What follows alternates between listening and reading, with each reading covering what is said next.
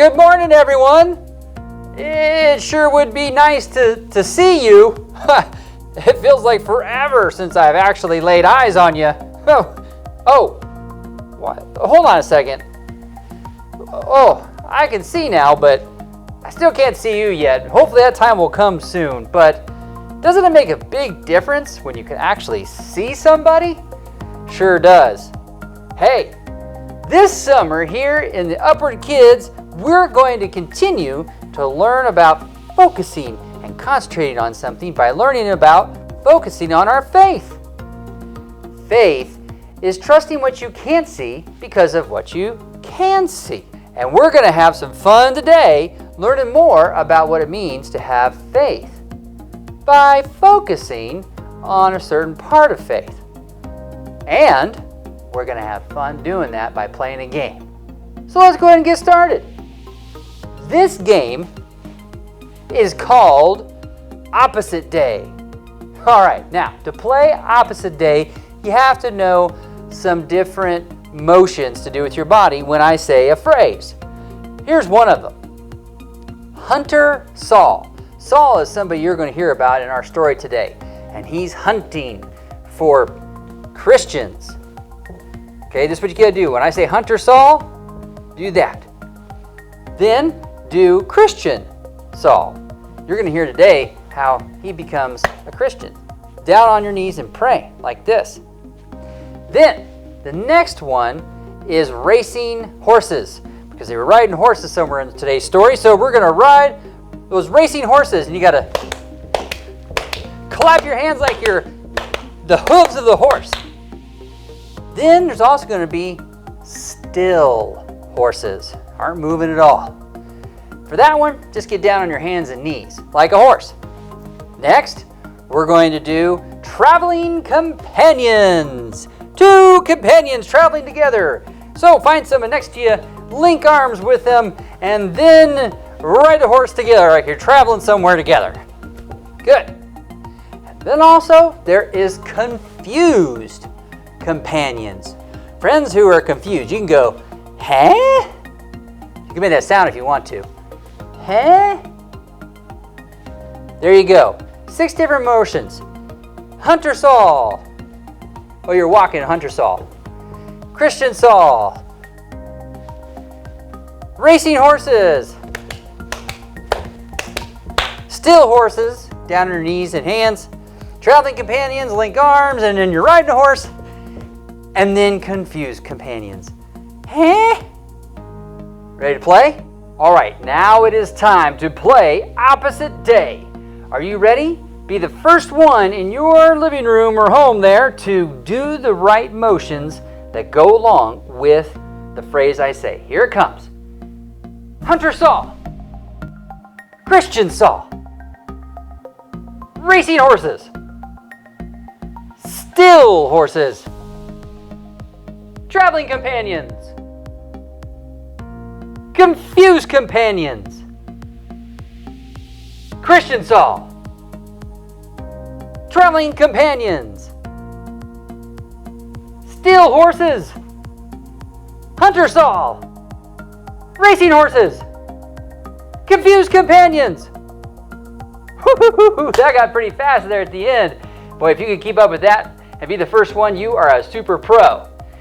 Now we're going to play, round 2. This time it's going to be a little bit different. This time, you're going to do the opposite of whatever motion I call out. So, for instance, if I call out Hunter Saul, the opposite would be Christian Saul. If I call out racing horses, the opposite would be still horses. And if I call out traveling companions, the opposite would be confused companions.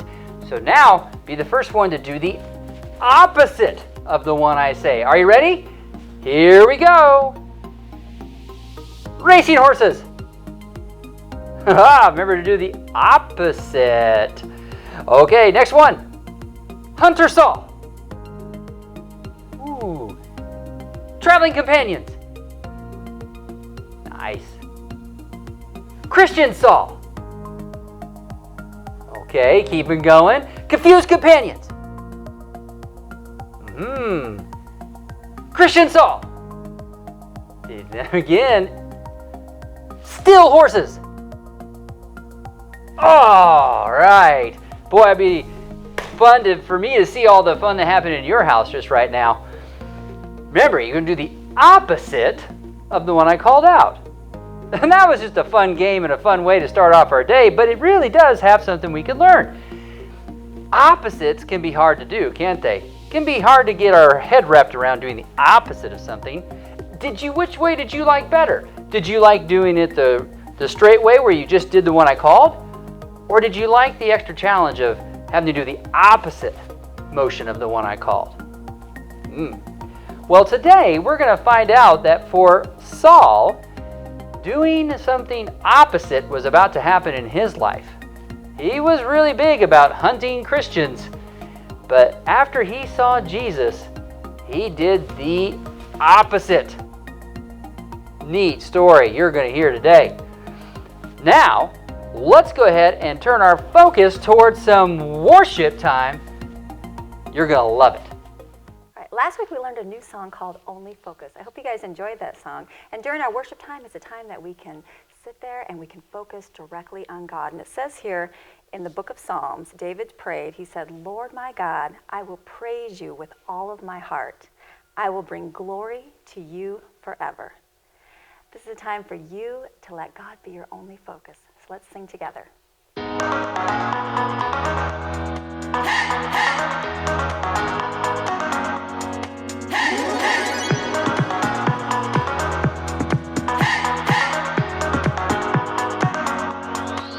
This is my faith, this is my focus, all of my days. I know where my hope is, I'll live it loud, I'll shout the chorus, because I know, oh, you're always for us. And even when it's hard for me to see, I will trust in you, I will believe. And even when it's hard for me to see, I will trust in you, I will believe. And keep on looking to you for where I'm going, knowing you go there too. I'll keep on looking to you. I fix my eyes on you. You are my only focus. You are my only focus. You are my only focus. I fix my eyes on you. This is my faith. This is my focus. All of my days, I know where my hope is. I'll live it loud, I'll shout the chorus, because I know, oh, you're always for us. And even when it's hard for me to see, I will trust in you, I will believe. And even when it's hard for me to see, I will trust in you, I will believe. And keep on looking to you for where I'm going, knowing you go there too. I'll keep on looking to you. I'll fix my eyes on you. You are my only focus. You are my only focus. You are my only focus. I fix my eyes on you, oh yeah, oh yeah. You ready? Come on, let's go. Hands in the air, hands in the air. I know you're there, I know you're there. Anywhere, oh. Anywhere. I fix my eyes on you. Hands in the air, hands in the air. I know you're there, I know you're there. Anywhere. I fix my eyes on you. And keep on looking to you for where I'm going, knowing you go there too. I'll keep on looking to you. I'll fix my eyes on you. You are my only, you are my only focus. You are my only focus. I on you, on you.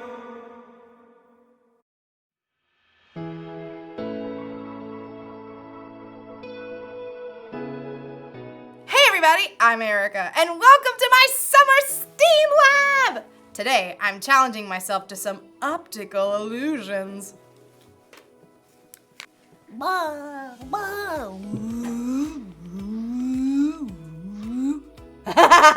Dizzy yet? And you know what these tricky little eye puzzles require? A whole lot of faith!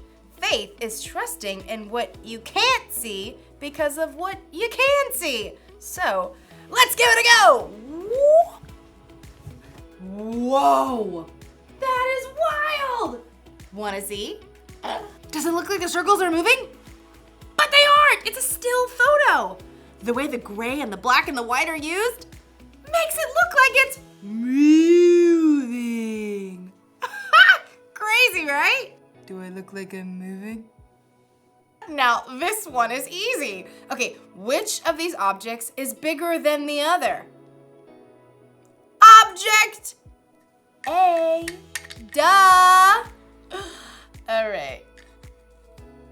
Wait. Object A. Right? Wait a second. They're the same size. I'm so shocked right now. Okay, sometimes what we think we see is not what's real. And when we discover the truth, it can be shocking. Today's story is all about a guy named Saul who thought he knew it was true, but he was in for a big shock. Let's check it out. The Bible. It's 66 books of history, stories, letters, and poetry that fit together to form God's one big story. The epic adventure of how He created us and loves us so much that He made a way to rescue us. As we travel through the Bible, from Genesis to Revelation, we discover people who met God and found their lives changed forever. Now for an amazing story, inspired by the book of Acts, chapter 9, verses 1 through 9. If anyone was set up for the good life, it was Saul of Tarsus. Greetings. Though Saul's family was Jewish, he was also born a Roman citizen. Throughout his life, he was known by two different names. You may call me Saul or Paul. As a young man, Saul was sent to Jerusalem to study with the famous Rabbi Gamaliel. Let's see. You have achieved 100% in classical literature, 111% in philosophy, and in ethics, 99%. I vow to do better. Saul became a Pharisee like his father before him. He carefully studied God's law and prayed 3 times a day. Dear God, help me follow your laws 100% perfectly. Like the other religious leaders in Jerusalem, though, Saul was caught off guard by the events that surrounded the life and death of Jesus. Good riddance. Now that fool can't try to overturn God's laws anymore. Haven't you heard? Jesus' follower says he's returned to life. They've seen Jesus? They've seen Jesus.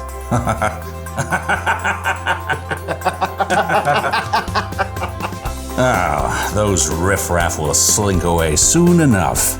Against all odds, the followers of Jesus didn't fade away. In fact, the numbers began to grow. 5,000? You're telling me that 5,000 people are following the way of a dead man? Well, technically, they think he's alive. Not helping. The religious leaders in Jerusalem did everything they could to squash the new movement.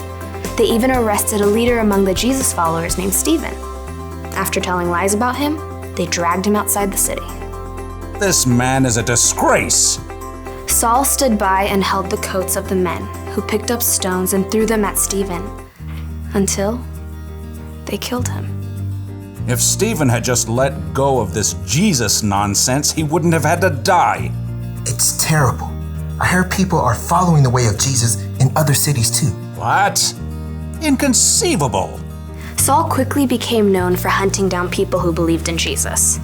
When he discovered that some Jews in Damascus were following Jesus, he went straight to the high priest. This Jesus thing is spreading everywhere. I'm aware. They think he's alive. Hashtag yup. Someone should do something.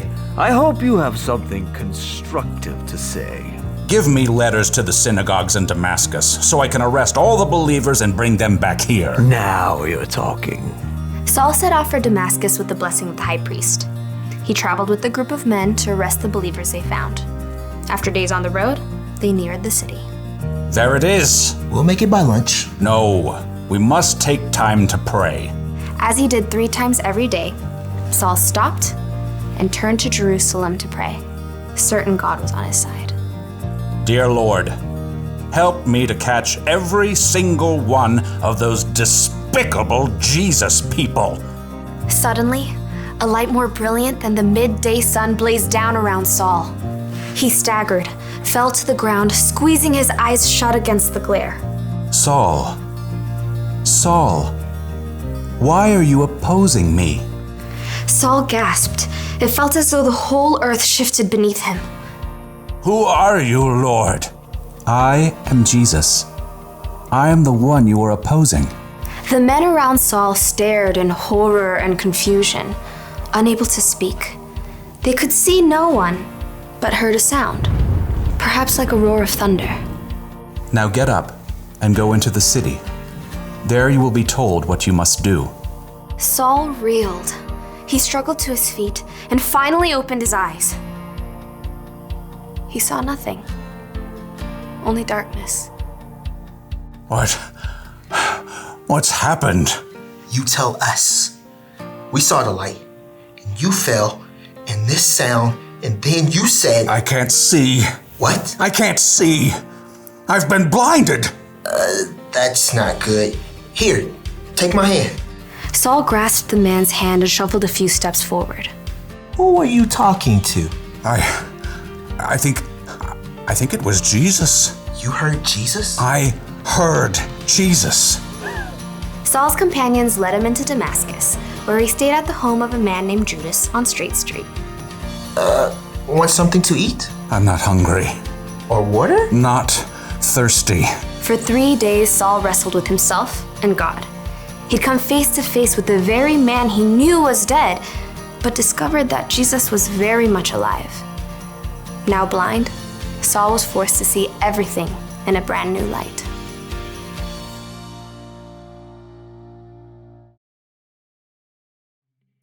Okay, there's supposedly a picture of a dinosaur hidden in this image. Focus. Okay, I'll just have to have faith that there's a dinosaur in this picture because I do not see it. Speaking of, Saul literally couldn't see after his encounter with Jesus, but in a way, he could see better than he ever had before. Anyway, Saul saw everything. And Jesus made a way for everybody to be saved from their sins. After Jesus went back to heaven, he gave his followers the Holy Spirit. And then many more people believed in Jesus too. Saul wanted to stop the Jesus followers, and he really tried. But Jesus wanted Saul to know a better way. You know, it's amazing how God has revealed himself to people all throughout history. Saul, who is also known as Paul, so Saul and Paul are actually Saul Paul, was no exception, and neither are you. Just like God opened Saul's eyes to see the truth, he can open our eyes too. He may not appear to you in a bright light, but God can get your attention in all kinds of ways, like through nature. Or a conversation with a friend. That's really good. I like that. You're so wise. A song on the radio. God can even use your own circumstances to help you know him. And when you focus in and really see Jesus for who he is, the Savior of the world, it can change how you see everything. So that's the one thing to remember today. Knowing Jesus changes the way you see everything. It's like Jesus gives us brand new glasses to see out of. I can't really see out of these ones, but it's a different way to see. So that's exciting. Oh, Perfect. Well, that's all I got for this week. Oh, perfect. These coffee beans want to wave goodbye to you. Bye.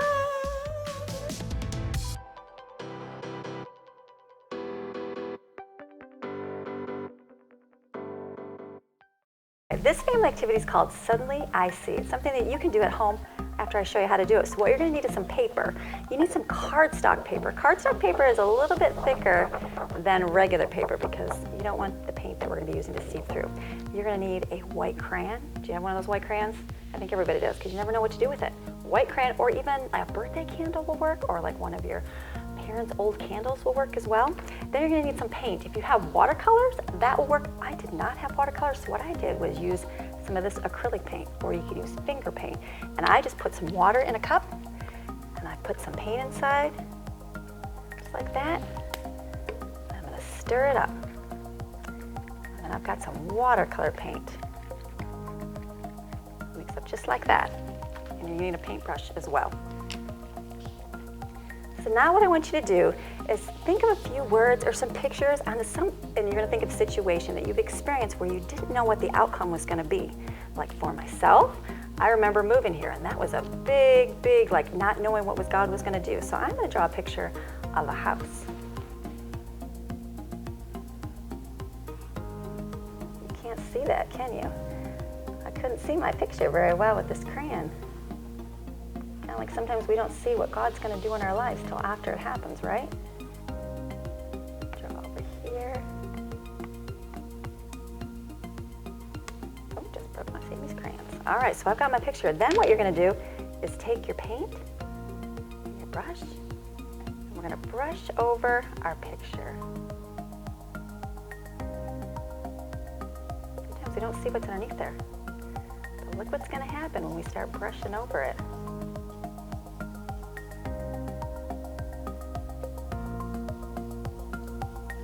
See that picture coming through?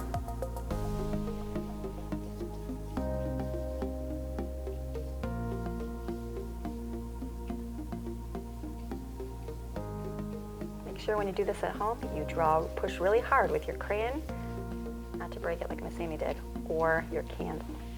And the picture will show up really nice. Look at that, can you see that?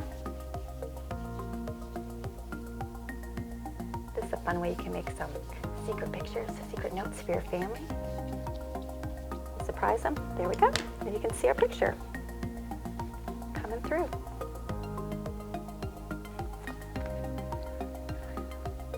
We all have some things in our life that we're unsure of, and not necessarily afraid of it exactly, but just not sure of how it's going to turn out.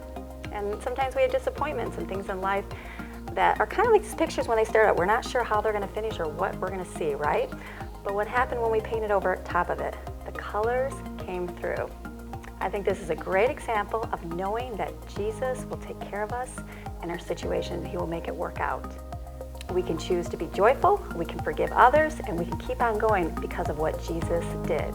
Knowing Jesus doesn't make everything easy or erase all the bad things, but we can see how God wants us to keep going even when things seem hard. And even when we can't see what's going to happen, we can know that God is working, and that's called faith. Do you remember our memory verse this month? It's faith is being sure of what we hope for. It is being sure of what we do not see. Hebrews 11:1. Throughout God's big story, we get to hear about all kinds of ways that God helped people see Him better. He didn't do it always the same way every time, and He didn't always do it the way the person expected. But boy, He really did help people see Him better. In today's part of the Bible we're looking at, we got to see a pretty dramatic way that God helped Saul see Him by seeing Jesus. Wow, what an incredible story about Paul seeing Jesus better by first not being able to see at all for a little while. Wow. But the big thing that happened here, as soon as Paul saw Jesus and really understood the truth about Him, his whole life changed. He went from trying to stop people from knowing about Jesus to doing everything he could to help people know Jesus. The bottom line is this: knowing Jesus changes the way you see everything. God opened up Saul's eyes, and He opens up our eyes too. God can use lots of ways for you and I to get to know Jesus better. Could be time spent reading the Bible. Could be time spent with other people who have seen Jesus. Could be time spent just in awe and worship of God and all that He's made and done. Anything, all those things can help us know Him better. He might even use whole experiences to help you and I know Him better. It could be the way we are outside and we just wonder at all the things, the beautiful things He's made. Or it could be the way that you see somebody really take care of somebody else. Or it could be in how it is that in our own hearts He causes us to change the way we think about something just by who He is. There is no limit to the way that God can help us see Him so that it'll change how we see everything. So this week, as you go through the week, remember that knowing Jesus changes the way you see everything. So, get to know Him even better.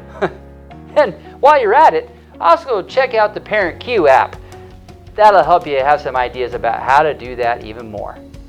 We'll see you here next week, everyone.